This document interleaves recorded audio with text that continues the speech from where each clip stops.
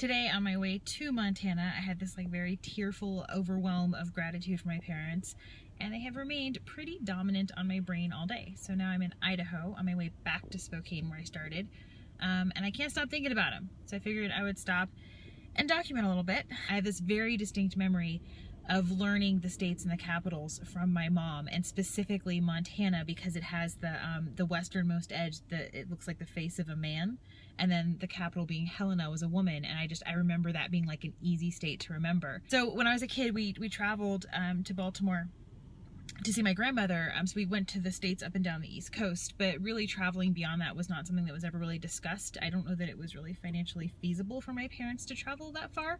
The fact that I was in Montana and I'm like so close to having gone to all 50 states, I don't know, for some reason I guess I really significantly connect that to being homeschooled and my mom. And then my mom homeschooling, I really heavily connect to my dad, because my dad worked a job that he didn't really love. In fact, now that he's retired and we see how much his quality of life has improved since retiring, it's pretty clear how much he didn't like his job. He stayed in that job for 35 years to support my mom and us so that she could homeschool. There was a lot of times where I resented him for it. And honestly, there's still times where I kind of wish I'd had my dad instead of him working. And now that I'm an adult, I have mad respect for him for sticking with it.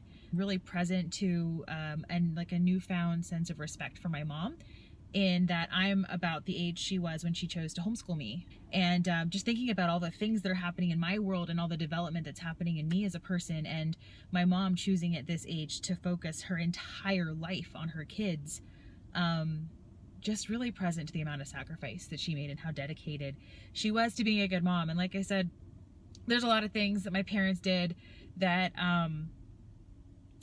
left me with stuff to deal with, and now as an adult, I'm just incredibly grateful. So it's gonna get dark soon. I'm gonna get back on the road and get through Idaho, get back to Spokane where I'm staying.